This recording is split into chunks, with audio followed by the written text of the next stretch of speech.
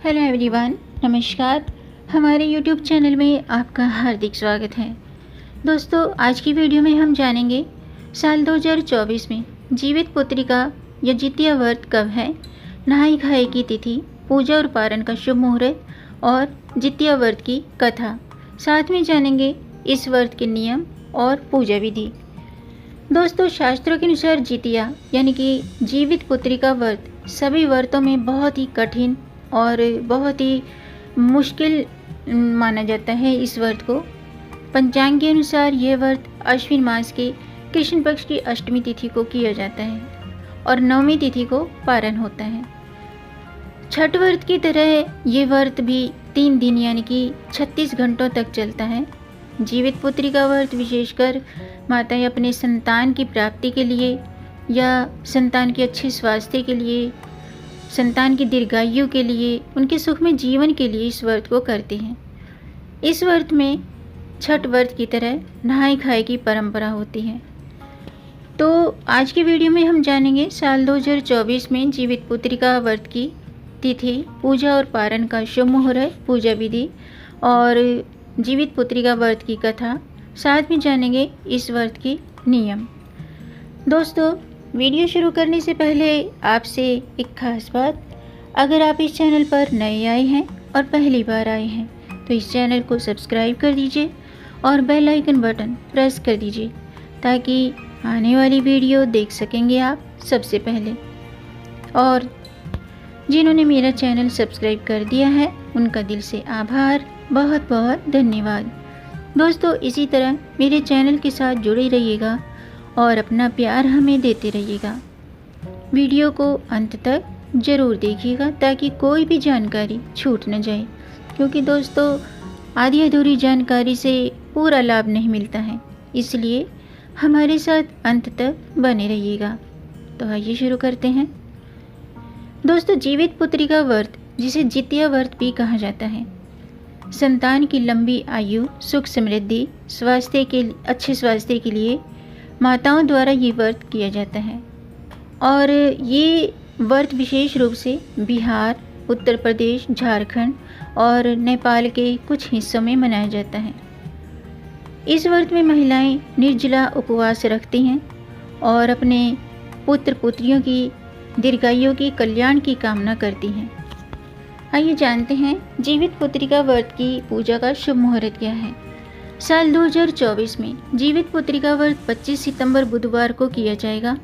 अष्टमी तिथि 24 सितंबर को दोपहर के 12:38 पर शुरू हो चुकी है और 25 सितंबर को दोपहर के 12:10 पर अष्टमी तिथि समाप्त होगी। यह पर्व 3 दिनों का होता है, जो कि 24 सितंबर से 26 सितंबर तक चलेगा। 24 सितंबर मंगलवार को नहाई खाए और 25 सितंबर को निर्जला व्रत और 26 सितंबर को व्रत का पारण किया जाएगा। इस दिन बहुत ही दुर्लभ योग बन रहे हैं, यानी कि इस वर्ष जितिया व्रत पर द्विपुष्कर नाम का योग बन रहा है और इस योग को बहुत ही शुभ माना जाता है। यह योग 25 सितंबर को सुबह 6:11 से शुरू होकर के रात्रि के 12:38 तक रहेगा। और जितिया व्रत का जो पारण है वो 26 सितंबर को किया जाएगा। व्रत के पारण का समय है 26 सितंबर को प्रातःकाल 4:35 के बाद। पारण जीवित पुत्रिका व्रत का अंतिम दिन होता है। व्रत का पारण नवमी तिथि की सुबह ही होता है। पारण के दिन चावल, मरुआ की रोटी और नौनी का साग खाने का विधान है। जितिया व्रत का पारण सूर्योदय से लेकर दोपहर तक किया जा सकता है। आइए जानते हैं जीवित पुत्रिका व्रत की पूजा विधि। दोस्तों, जितिया व्रत में जीमूत वाहन देव की पूजा होती है।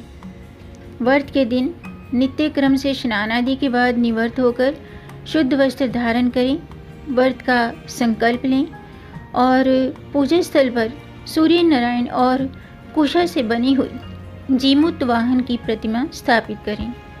प्रतिमा को स्नान कराकर धूप दीप दिखाएं, धूप दीप जलाएं और उसके बाद पेड़ा, दूब, चावल और 16 गांठ का धागा, इलायची, पान सुपारी और बांस के पत्ते चढ़ाकर मिठाई का भोग लगाएं।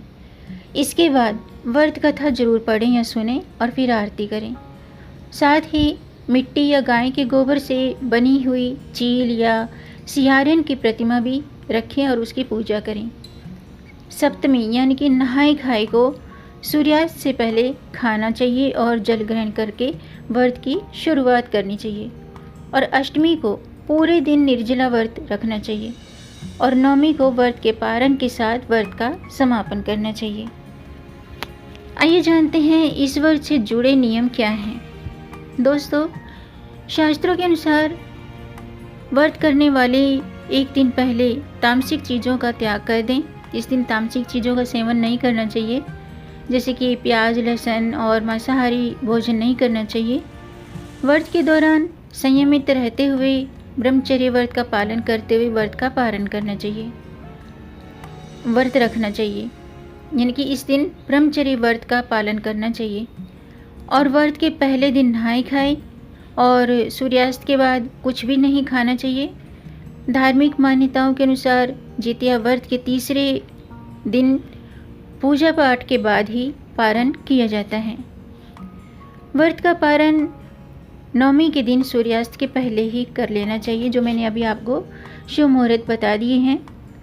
और जितिया व्रत के दिन कथा सुनाने से व्रत का पुण्य फल प्राप्त होता है। तो इस दिन आप व्रत कथा पढ़ें या सुनें और तभी इस व्रत का फल प्राप्त होता है, वरना आपका व्रत अधूरा रह जाता है। आइए जानते हैं जितिया व्रत का महत्व। दोस्तों, जीवित पुत्री का व्रत का मुख्य उद्देश्य संतान की सुरक्षा और दीर्घायु के लिए भगवान की कृपा प्राप्त करना है। इस व्रत की मान्यता है कि ये व्रत करने वाली माताएं अपने संतान के अच्छे स्वास्थ्य, दीर्घायु और उनके सुखमय जीवन की कामना करती हैं। यह व्रत विशेष रूप से माता और संतान के बीच अटूट रिश्ते को, अटूट संबंध को दर्शाता है। इस व्रत को करने से संतान पर आने वाले कष्ट और आपदाओं से रक्षा होती है। अब मैं जितिया व्रत की कथा शुरू करती हूँ, आप भी ध्यान से सुनिएगा। इस व्रत की कथा के अनुसार सतयुग में राजा जीमूतवाहन एक धर्मपरायण और परोपकारी राजा थे। उन्होंने अपना राज्य अपने भाइयों को सौंपकर वन में रहने का निर्णय लिया। वन में जीमूतवाहन को नाग जाति के एक वृद्ध व्यक्ति से पता चला कि गरुड़ हर दिन एक नाग को भोजन के रूप में ले जाते हैं। उन्होंने नागों को बचाने का निश्चय किया और स्वेच्छा से गरुड़ को अपना शरीर अर्पित कर दिया। जब गरुड़ ने जीमूतवाहन को पकड़ ले जाने की कोशिश की, तब उनकी वीरता और परोपकार से प्रभावित होकर गरुड़ ने उन्हें मुक्त कर दिया और वचन दिया कि अब से वे नागों को नहीं खाएंगे। इस व्रत के माध्यम से माताएं अपने पुत्रों की सुरक्षा और दीर्घायु के लिए भगवान से प्रार्थना करती हैं। ये थी जीवित पुत्री का व्रत कथा। तो दोस्तों, आज के लिए बस इतना ही।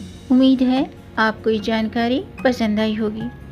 अगर आपको जानकारी, ये वीडियो अच्छा लगा हो तो आप इसे लाइक कर सकते हैं और इस जानकारी को आगे बढ़ाकर अपनी फैमिली में, अपने फ्रेंड्स में ज़्यादा से ज़्यादा शेयर कर दीजिए, ताकि औरों को भी इससे लाभ प्राप्त हो। और अगर आपका कोई प्रश्न है या कोई सुझाव है तो कमेंट बॉक्स में ज़रूर लिखिएगा और मेरे चैनल को सब्सक्राइब ज़रूर कीजिएगा, ताकि आने वाली वीडियो देख सकेंगे आप सबसे पहले। वीडियो को अंत तक देखने के लिए आपका बहुत बहुत धन्यवाद। मिलेंगे नई जानकारी के साथ, तब तक आप खुश रहें, स्वस्थ रहें, अपना ख्याल रखें और अपनों का भी ख्याल रखिएगा। जय श्री हरि, हर हर महादेव।